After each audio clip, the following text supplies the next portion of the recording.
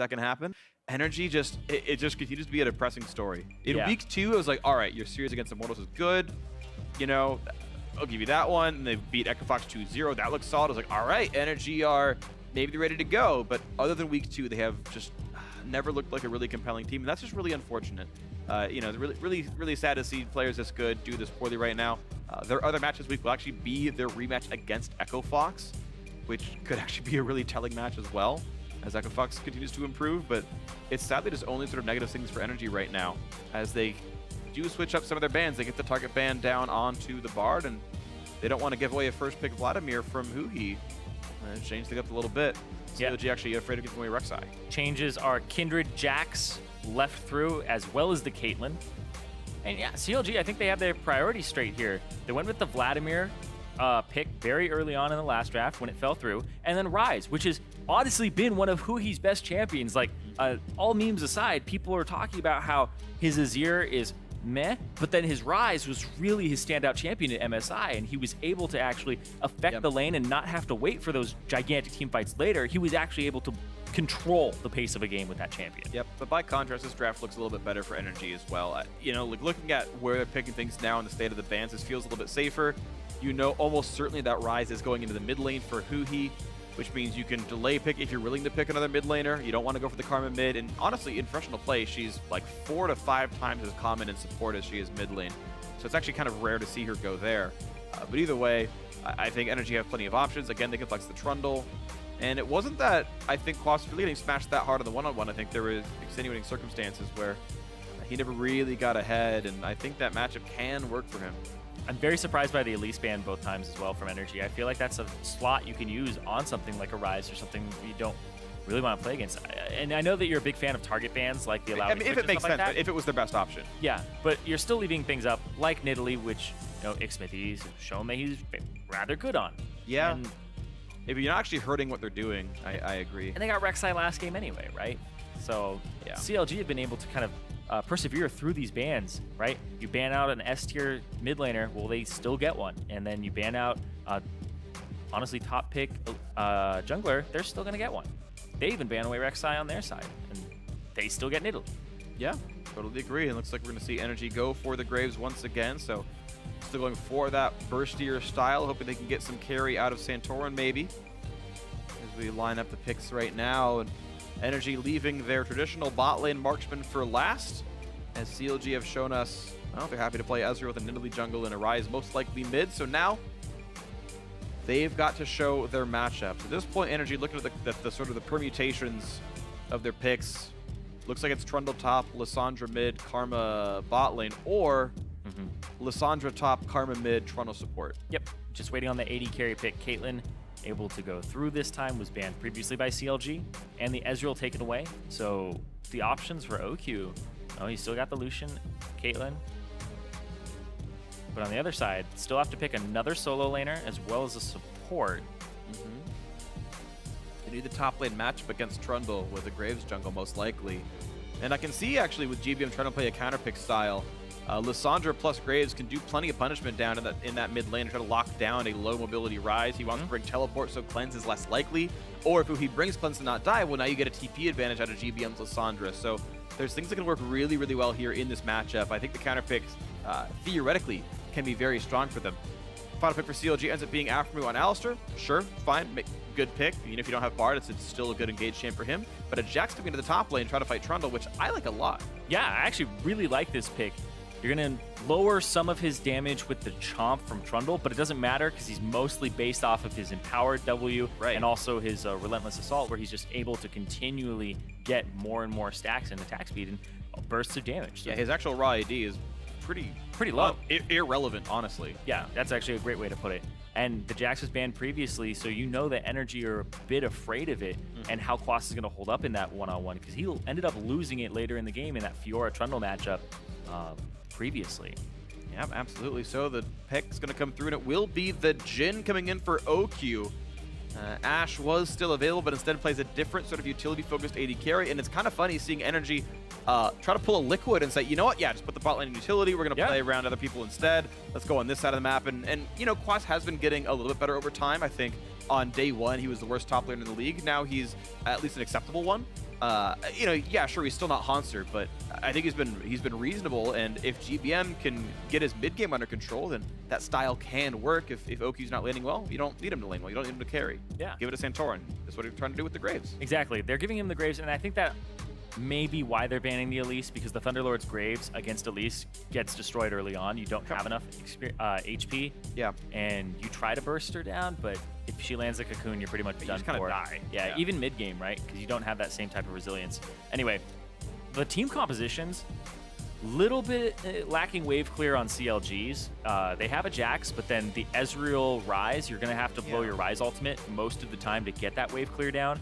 So allowing Darshan room to split push is going to be slightly difficult. Yeah. But then on the other side, NRG actually, I like their composition here. They have the lock Graves on list, Lissandra. really volatile. Jhin was a fantastic pick for OQ. He's only played it once, and he was deathless on it. So them setting up those types of fights with the Jhin ultimate and also using Santorin as a damage dealer, it could be really good moving forward for NRG in this game. Absolutely. So we'll see if it works out now well for NRG as they try to bounce back in game 2. So let us know who it's going to be. Get on Twitter. Let us know who it's going to be. Who's going to take the W. Hashtag CLG win. Hashtag NRG win. Online, you know how it is. We talk about it every time. I want you to, let us know who it's going to be. Game 1 was a pretty close vote, but CLG took it convincingly once the 8-minute mark rolled around. NRG had one trick up their sleeve, and then that was kind of it for their bag of tricks. They had nothing else to really pull out there, and CLG just played smart, controlled League of Legends. Now, we do have a quick pause in this one, so we're not getting into the game just yet, but we'll let you know when it updates. But yeah, as we were mentioning, I actually want to touch on two things here because the champion select was actually very dynamic. The Rise came out, and then you talked about how you really want to take Cleanse against Lissandra, but Huhi is a teleport mid laner pretty much through and through. He loves to be able to affect the map with that spell, and he's taken it once again here. So having that summoner spell and not having the Cleanse makes him a good target for the Santorin ganks after level 6. And then in the bottom lane, they got Karma against Alistar.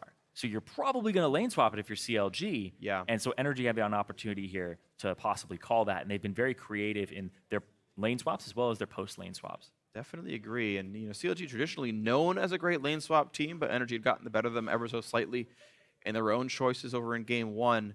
Thinking about, yes, we talk about mid lane having some level of priority because GBM can wave clear very well. We know the gank assist from Santorin can be excellent with the chain CC and to the crazy damage that Thunderlord's Graves will actually deal. Once again, Thunderlords. Yep, Thunderlord's Graves, right? Scary stuff right there. A lot of armor pen, a lot of damage. And you got OQ and Kiwikid who probably have an advantage matchup as well in the 2-on-2. And okay, sure, Ezreal can sit there and farm with Mystic Shots, but he'll be pushing on his turret the whole time. And after a move on Alistar, you're not going to get a whole lot done in his turret either. The question is, top lane is the only lane kind of left to sort of talk about with this one. And Jax versus Trundle, I feel like, is still pretty close. Once again, it's CLG looking at the matchup and then picking their own champion, so you assume it should be Darshan favored. He won the matchup last time when he played Fior into the Trundle. Again, different style here, but you assume Darshan should be having the lead. I also think if you're NRG, you assume that Darshan is going to get camped for, but you need to camp Darshan early.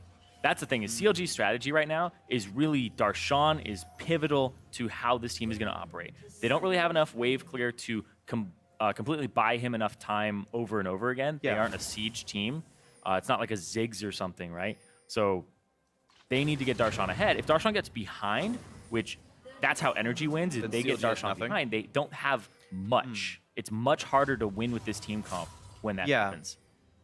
For what it's worth, I do think there's two approaches. You can agree poke, right? But well, yeah, and one of them is, try to win the 2-on-2 against Darshan, where he's kind of advantaged, but if you can peg him down, then there's no tools left for CLG.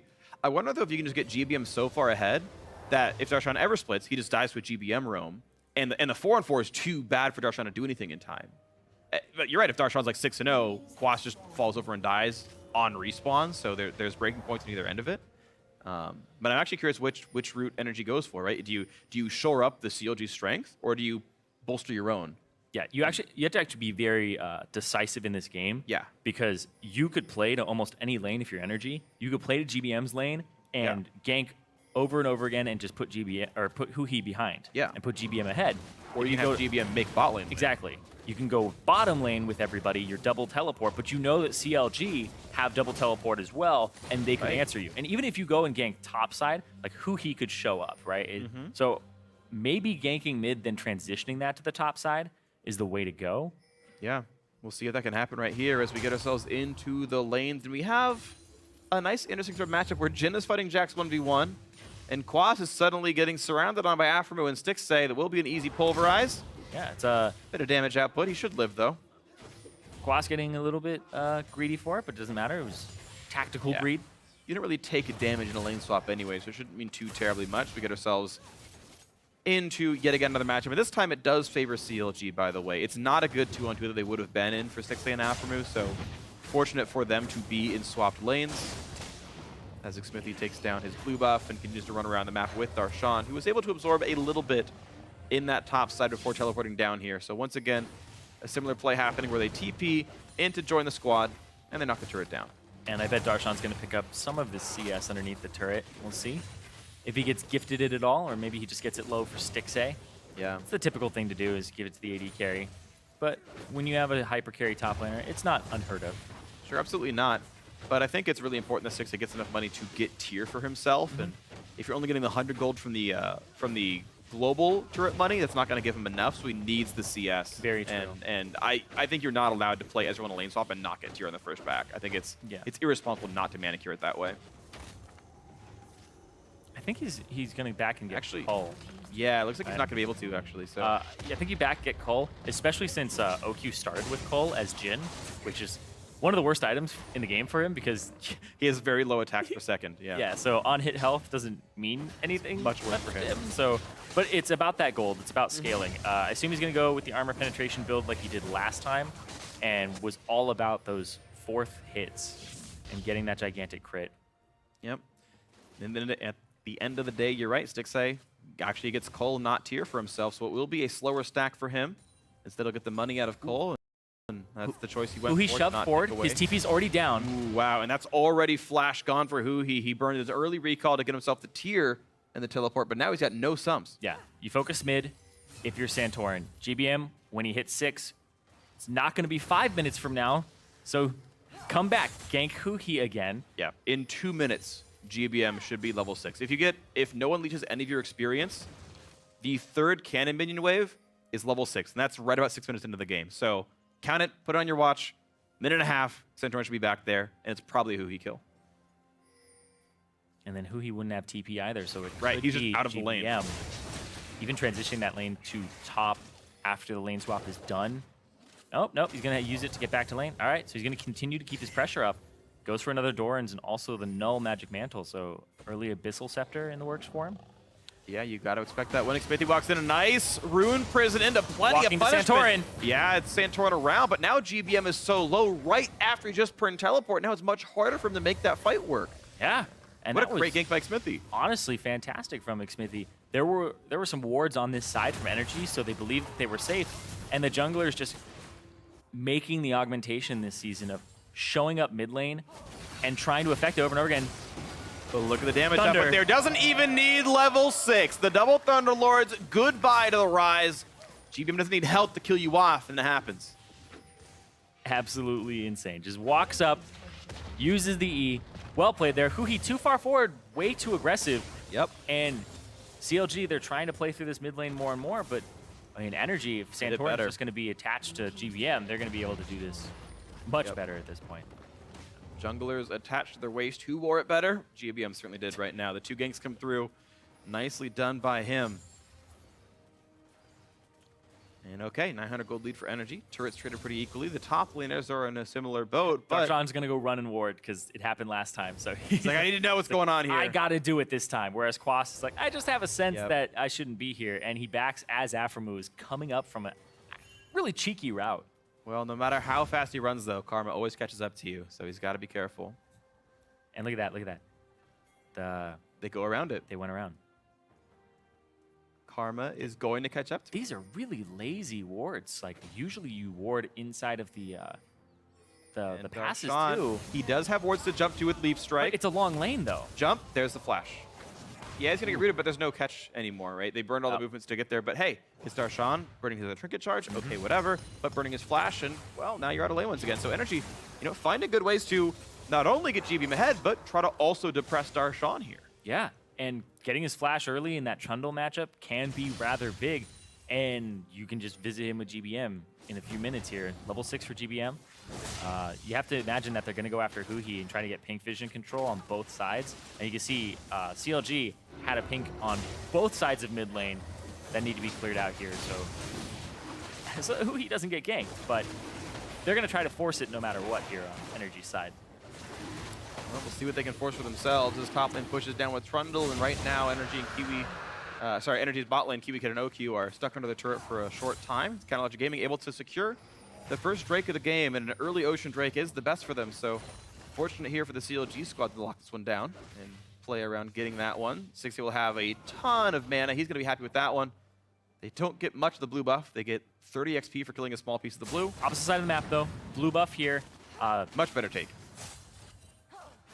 He's walking up. He's got to kill it now, or else. Okay. Yeah, Smithy was going to throw. Yeah, 1 second late, the javelin javelin came through. It wasn't. It was very, very close, actually. But nice pick by NRG, and you kind of saw that. Basically, because CLG spent the time taking the Drake, they lost control of that box of the map. Oh, a flash engage comes through, and GBM has nowhere to go. Flashes over the wall. He's got that where to go, and does get himself away. Very tight one, but a summoner down. Yeah, at GBM, it looked like he realized right before it happened that it could happen, because he started to walk to the right. He'd seen Aframu the entire time, and then he goes, wait a second, walks back to the left. And then Aframu blows his flash and engages. So GBM forced to blow his, and now Huhi has the summoner spell advantage. Okay, we'll see if the repeat gank comes through, but the problem is CLG kind of waiting on stacking tiers right now. They're not exactly the most powerful of situations. Darshan now with a wave to freeze for himself, and thankfully for CLG, there's not a lot to fight over on the map. Maybe a Rift Herald later on, but they got to bring over the Trundle to do that. As Quas drops the ward, kills a pink. Chomp, and down it goes.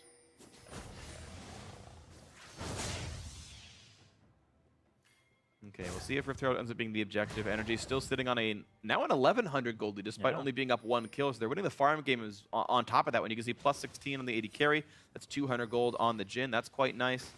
Mid lane, of course, ahead thanks to the first blood. That's no big surprise. And jungle, a little deceptive. And a little bit on the jungle. Well, the assist is 200 gold, right? So that's pretty much, that's most of it. Yeah. But even, yeah, but you're right. Even after you do the math there, you still had more than that despite the farm numbers. And that's, I think a lot of that is Nidalee taking Raptors a whole lot, which are worth a bit less. Whereas, you know, Gromp and Krug actually worth a ton. And keep in mind, like, if Santorin's trying to power farm, you actually want to take Krugs and Gromp. They're worth much more XP, and they're worth more gold. So getting to those side camps is actually very valuable as a jungler. So NRG, they think they're clever, but they're not, because they walked over a ward. Yeah. And you can see Aframu and Xmithy were waiting for it. They started sitting at that tier 2 turret. If they got, if Huhi was dove, they would have been able to reinforce that. So NRG, sniff it out, and back up. Yeah, they're not going to lose much at all. Stixxay once again pushing in the bot side of the map here as we watch sort of CLG's map plays. And since they're doing Rift Herald, he gets to push this wave all the way to the turret, and now you can see GBM is roaming to actually pick it up, and then they rotate OQ into mid, which I think is beautiful and something that we don't see enough. Right. Everyone goes one spot down, filling the other guy's position. Very nice stuff. An actual rotation. Yeah, right. Yeah, everyone feels over. Whoa, whoa, whoa. Aframu tries, but now he's in a bad spot. Level 4 inside the pit. I'm not sure why he even tried that when Exhaust comes through, but they will try to trade on Quas, who has flash, but the Rune Prison might be too much. No, he just barely gets out with the buff, with the safety. He's got to block the spear. Smithy wants in. Good block by Kiwi Kid. Flashes. Takedown's not enough. Can't land the pounds, but the auto attack comes through, so Smithy does trade one around, and now Kiwi Kid, in the worst possible situation, puts the shield on. Now a block for Santorin, and actually, Kiwi lives for now. Smithy forced to run. Rek'Sai, no, that's a teleport coming across. It's Jhin ulti, and that's going to be the snipe coming through. OQ picks up the third kill of the game for Energy. Nicely done by that squad. Yeah, it looked like there was a teleport yeah, I saw line a red on a line. ward. I thought it was a Rek'Sai. It was it's right up the Jhin ulti. Yeah, just the edge of it. Yeah, and he walks right into it too. Yeah. So Smithy ends up giving over some gold there to OQ, who I believe is going for the Youmuu's build, but he ended up buying the Caulfields first. Very CDR heavy at the moment. Already went for utility, right? It's more of poke, not harder poke. He already went Ionian Boot to Lucidity too. Right. So, but yep, gets the damage off with the Runic Echoes. Red exhaust buys a lot of time. It was a really good exhaust there, but unfortunately, Nidalee has a lot of pursuing power and almost able to get the Mantra and then the Inspire off. Yep. And yep. Oh. The violins ring doom for Smith. He tries to juke back and forth. Stops to Auto Santorin. Down he went. So, NRG looking quite a bit better than they were in the previous game. Game 1 was still reasonably close for this stage of it. Yeah. They weren't ahead, but it was this kind of level of difference. We said that at like 12 minutes. I know. 1,000 gold advantage. Like, all right, they're doing better than normal. But this is still sizable. This is still good for them. Up on Afro, plenty of damage dealt there. Only level 4. Ooh, damage up and across to him.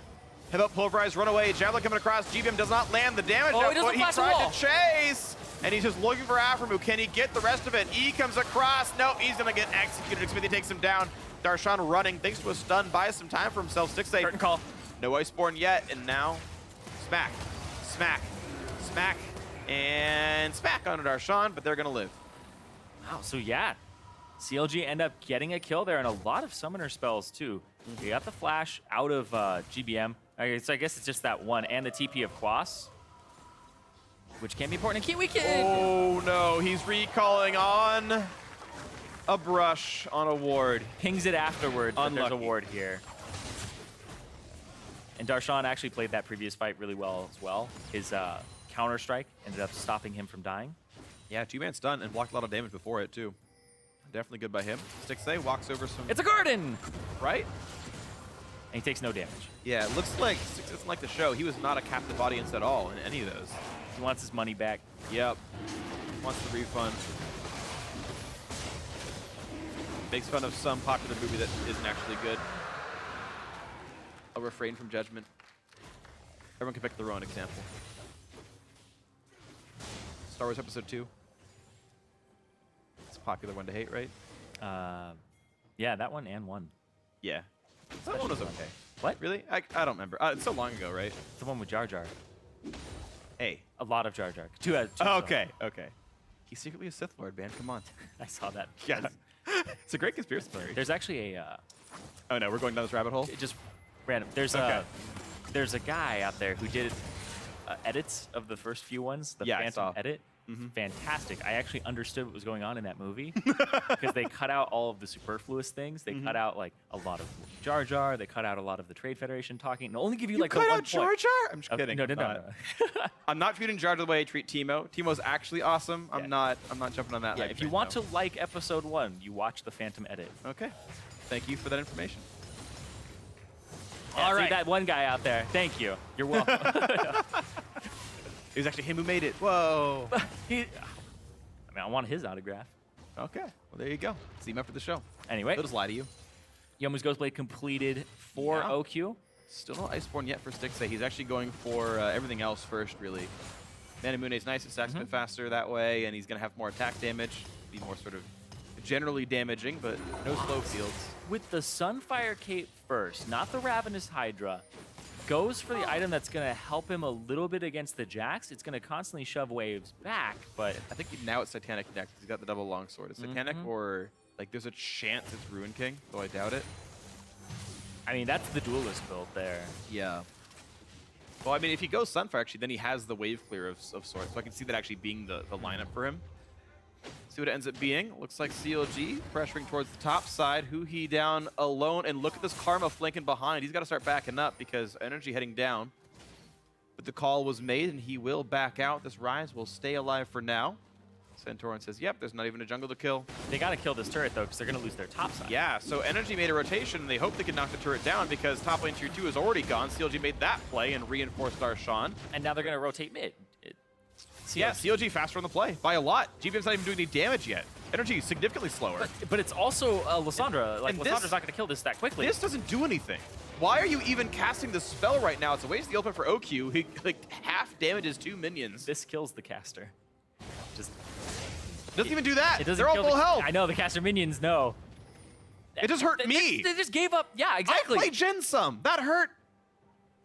I would have done that. OQ, step up your game. That's a desperation call, though. That's is. him saying, I need to do something here because we are getting outplayed on the map. They just got 2 turrets for free. And NRG need to answer back in some way if they want to stay in this game. Well, much like the Empire, they'll try to, but not enough energy can make this one happen right now. They're falling behind now. 2.3 thousand gold. They're Less than 8 minutes away from when game 1 already ended. And CLG making this game look a bit similar. Yeah, early game, back and forth, some nice moves by NRG, and then you hit that 15-minute mark, and then everything comes collapsing down. Map play, immediate Map play, just smashing these guys right now. OQ just plays some wave clear. Here's what he can, but yeah, we're just not seeing them make those rotations. Those aren't crisp, but they have some good matchups. Again, like you're seeing Huhi had to run screaming, fleeing away from GBM. Okay, I lost a minion wave. 2 turrets died. Well, guess that was fine. And like the one good match for CLG is doing twice as much as the 2 good matches of Energy. I mean, at this point, I guess you could consider like Jhin Karma is no longer great against Ezreal, like Alistar, but still, like you've got one obvious lead on each side, and CLG's making it work, and Energy isn't. And it's props to CLG, sure. Like we can go on the positive side of this one and say, hey, that's a nice rotation, that's a nice play, right? You had 2 champions. Lost nothing, still pushed mid. Like, that's good. That's solid play by CLG, absolutely. Yeah. Right, we're seeing, like, decent stuff by them. They didn't see the inevitable Jax push in the top lane, reaching that tier 2 and being able to destroy it. It looked like they wanted to make a play down bottom onto Huhi because he was way too far forward. Yeah. And when he backed up, he canceled out that opportunity. Yeah. Made it so they'd have to dive him, but that top turret was already going to go down, and they weren't even on it. So CLG just playing the map spread out, and it's working for them. They play the 1-3-1, and it's old CLG style, but it's what works for them, especially against teams like Energy who don't seem to be able to handle it. Yeah, and I'm actually curious to see how CLG ends up playing later on. Oh, hold on a battle. Huhi flashed away, takes plenty of damage, but does he have anywhere to go? Actually, he's totally fine because Alistar was roaming down, and looks like Energy couldn't commit to the play. Looking at Quas trying to fight Darshan. That doesn't look great for Quas, though, honestly, as Darshan just leaps around, kills some minions off, and his turret takes basically no damage. But you are seeing him respect Quas. Like, look how far back Darshan's playing. He's not even last hitting. He's actually aware of how this matchup kind of looks for him right now. This is really bad for Energy because when you're getting 1-3-1'd and your solo laners can't hold, then you're slowly bleeding objectives. Your mid lane as well, they have poke against kind of poke because it's an Ezreal, a Karma, and an Alistar. There's a lot of healing here, and you can just actually play trench warfare and just keep poking. And if they poke back with like a Karma or something like that, then you just heal it up, and they have no ways to really do that. Ocean Drake, Infernal Drake, the Siege Dream, if you're actually trying to get rid of champions, supposed to just knock the turret down themselves. Bot lane tier 2 goes down, make that now 5-2 in that score line. A headbutt pulverized to go right back on a Kiwi Kid. Sticks say, no! Man, nice shot, takes another Mystic. And now it's OQ running at 500 HP, flashing away from the Mystic shot as well. Another turret goes down. Smithy's gonna try to go after him. Oh. Yeah, and he's not gonna get much else done. Has to run away from the threat of the Nidalee, and Aphromoo didn't have to ult or flash or do anything. CLG smashing right now. Missing on OQ, but that's okay because Chronologic Gaming in absolute control right now. More resources, they take down a second Ocean Drake. Exactly what they want. Honestly, yeah, if you're playing the Siege game, so standing on the map forever, actually really good for them. Yeah, and it also means that Jax can just split push, back up a little bit, maybe even do Krugs, and he heals. Right, you can now sustain a Trundle potentially. What a nice shot by Stixay. Really well positioned shot there, and you could see that Darshan was keeping tabs on Quas, so Quas couldn't even TP into that. He would have gotten counter-struck. Exactly. Turn on counter-struck. You got 3.5 seconds, 4 seconds. I forget the number to jump in on that one. You have a 1 second lockout on the E. It's not a problem at all for a Jack to stop that. It's 4.5 on live now. Yeah, you're right, which patch we're not on right now. So still 3.5 according to the tooltips that I've read. 5,000 now, nearly the gold lead. Look for the play on the Darshan. Okay, shields are on. 4 members up there, jumps over the pillar, but oh, nice a flash. And he gets away. And 4 people is what that took. Yep. The leap strike and then the flash away. Kiwi Kid had actually flashed preemptively because of the previous time it happened. If he had flashed, he would have been able to tether Darshan. So he does it this time, but it's just boom. Leap strike right out of range. Yep. So a trade of flash is not the worst situation for Darshan as the rest of CLG is pushed in many of the waves. Mid lane right up against the inhibitor yet again as GBM trades the clearing back and forth. A bot lane actually uncontested right now, but we are seeing Huhi walk over there. 0-0-1 on him, just farming up, being the sort of standard insurance policy. A low kill game is just simply map plays, and players mostly knowing what they can and can't get away with, happy to trade summoners if they need to. Attempted for an engage. Oh, a nice arcane ship, but they still got onto Stixay. That should be a kill as African block all the damage. Stixay continues to run, and he gets away with it. Africa doesn't even die either. True Shot Barrage comes across and into the back line. Wet Hooey. That's good picked up by him as well as Darshaw, and the teleport's coming through, working wonderfully. Second kill comes through as GVM has dropped off the face of the map. Quas gonna be another kill picked up, a 3 for 0 CLG. Just do not misstep, and NRG can't catch a break. And NRG have to back off. Baron looks like it's in the eyes of CLG right now. 22 minutes in, we're seeing Baron at about the same time as last game. We're seeing them rip the game wide open and taking a gigantic lead at about the same time. 17, 15 minutes comes around, and CLG just starts playing the map way better than NRG, and NRG just look lost. They don't know how to answer these turrets, and it just creates this type of game. And once again, there's no Cloud Drake for you. Same game. Nope, we're okay, but poor NRG, man. The more things look better and better for this squad, the Yeah. worse they actually seem to perform, because this is one of their lowest game times. They've been able to stall a lot of matchups, even against teams that are higher in the standings, right? They took a game off of Immortals and Envy, I believe. Right. And they weren't able to continue that type of performance. And those were in week 1 and 2. Yeah, it's gotten almost progressively worse. The sad thing is Africa just takes everything up with the ultimate. Watch the replay here, and GVM tried to go back in. I mean, he got so close to going off from the right. Yeah. And some of these were really, really close. There were some really tight fights.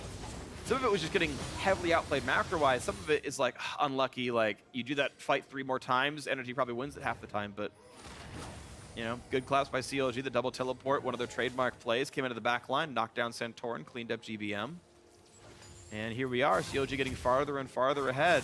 Yeah, they're looking to get their record back on track because they came back from MSI. Expectations were high. I saw some power rankings that were like, these guys are good. They're going to be #1, or Immortals are going to be #1, and CLG's #2. Sure, it's that like, was the goal. they are #7 right now. Yeah. But you talk about Immortals, that's going to be actually the final opponent on the first round for Apex, who would then be sitting at 4 and 5 if they lose that match. CLG is in a tie for 6th at the end of the day. We assume, based on the way games are going and the way the teams look, and well, CLG's back in a playoff position. They run the back half of the split, look a little bit better. Yeah. Start contesting those teams, and CLG are at least in the playoffs. It's funny because they were talking about how we don't understand the meta. It's like, we got to get this down, and they're still just playing the same things as before. It's still comfort for them. Like, and I don't mind that. And that's fine. I actually think that's fine, as long as you're able to play some of those champions and make them banned against you or a threat, right? If you just don't play those, then it's a problem. You have to put time in on them, and then you just find the strategy that works for you, but still have the threat of running what's standard. Right, you've got sort of a situation where there are objectively strong champions that kind of need to be dealt with in champ select in some way, but the style in which you use them is entirely up to you. Oh, this is going to be bad, though. Double stun comes in. Kiwi gets gone already. How about a re-engage as well? Quas rooted up in place. Damage coming through. Picked off by Darshan yet again. 2 and 0 on him. GVM self-ults. He's got nowhere to go. possability is buying a few more seconds, but it should still be a kill on the mid laner. A double kill for Darshan. Just making sure the cleanup happens. 10 to 3 in kills, and about 40 seconds slower than game 1. Counter Logic Gaming are going to win this match 2 to 0 in just over 50 minutes. An absolute slaughter, giving up 5 kills total, giving up, I believe, 4 turrets total, giving up almost nothing the entire series long. CLG cementing that they do not belong at the bottom of the table as they dismantle NRG eSports. And they've now beaten every team underneath them in the standings, and they moved to 4 and 5 at the first half with a lot of hope now. Yeah, they've got 9 matches to go. 13 and 5, not a terrible match record. Honestly, that's pretty reasonable with how tough North America looks. Yeah, they're mostly concerned with getting into a playoff position, and they're getting closer and closer to that, because at the end of the day, you can end up being 6th like TSM was and make a run in playoffs. You get time at that point, so they're just trying to make it there, get it all together. And we've heard teams even talk about that, where they're like, the regular season is for us to get our feet under us, figure out what's going on with all of these new teams, and then boom, able to perform in playoffs. And CLG, they're getting closer and closer to having that spot for themselves. Yep, so we'll see if that run can continue for these guys. Smiles on their faces, a very convincing victory for these guys. And now the question is, who's in the back half for you? Well, Sunday morning, Sunday at noon, it's TSM. That's as much as I like to think CLG's back on track, like that's a really tough team to face off against. But if that, even if it just looks good, Yeah. it's like, all right, for sure CLG's back. For sure the spring split CLG's at least close to here again, and we'll see them continue to play excellently. And that's, I think, going to be a really good match for them, just to gauge. Because slaughtering NRG is not always the most telling thing, sadly, for these guys. You know, it's heartbreaking. They're good people. I like them, but NRG as a team is not working. But that was a fast, decisive 2-0. Yeah. Like 50 minutes of game time total Yeah. in this best of 3. Yeah. And that's crazy. They are able to absolutely obliterate NRG. And Yep. this makes tomorrow's matchup of CLG, TSM just better to watch. Like It does. coming into it, you're like, all right, expectations are actually bumped a little bit. And like that's the thing is you're saying like temper them because it's energy, but they destroyed energy. Yeah. TSM have a One fast early one of the game. cleanest series this split, Exactly. period. Exactly. That takes a good team to do that. It does. It takes a good team to do that, to push their lead. They didn't stall anything. They kept the tempo on. And if you're going to match TSM, you have to do that. Those early game disadvantages, though, they're down about 1,000 gold every time at like 12 minutes. That's where the concern is. But if they can get to that mid game, then we're going to have a great set against TSM for CLG. Yeah, I totally agree. That kind of deficit that CLG had in game 2 would probably lose them a game against TSM. So they're they are not without flaws to fix. Sure, CLG is not the perfect team, but if it's, I mean, we had this with Liquid yesterday. If it's a sign of the team finally improving, that's good because I love seeing more top-tier teams duking it out, and we're going to see that tomorrow with CLG versus TSM, so maybe that'll be a nice one. Good job with CLG on a great 2-0 win, and so for a player perspective on that match win, let's check in with Dom, who's side stage with CLG's top laner. Thanks, guys. Great cast on the day. I am joined by Darshan. Congratulations on the quick 2-0. How does it feel, the quick macro play coming back? Yeah, I felt like we were coming back to our old form a little bit more, just playing a little bit cleaner, making less mistakes, and that's what it takes to just win games in 20 minutes. Yeah, some very confident play that we're seeing out of you guys in general. Now, you guys haven't been having the greatest time with the past few weeks of the split. Now you finally got a few wins under your belt. What's your take on this? Is CLG back on the rise? I wasn't ever too concerned about our losses because it's just the beginning of the season, and people saw, last split, TSM ended up 6th place, and they still played really well. I don't really think it matters how you start. It's all about how you finish, and that's what we're going to be looking at, is just how we're going to continually improve and focus on what we can get better at instead of just, oh, our record's pretty awful right now. Yeah, you've been doing some pretty serious improvement over the past few games. Of course, we got a couple players joining us for the background. Say hi. And of course, you guys have been playing a little bit more around Huhi over the past few weeks as well. Speak of the man behind us. What's that been like for you? I think it's been good. I think it's just finally fleshing out like every way to snowball the game and every way to play the game correctly so that we can use any option we need and play any way we need to play the game depending on what champions we have. So, if Huhi's on Rise, Azir, Vlad, whatever he's playing, he can take over the game, and that's basically what we've been working on. I'm trying to remain focused on this because we've got the background going on right now. Tomorrow, you're playing against TSM. Any thoughts? Not really. I know it'll be a good game, and I'm pretty excited to just 2-0 and get it over with, The confident 2-0 call. Do you gentlemen agree? Quick 2-0 over TSM. We'll see if that happens. Darshan, congratulations on the win. Look forward to watching you play tomorrow, but we're going to go ahead and take a quick break. The NA LCS will be back in just 3.5.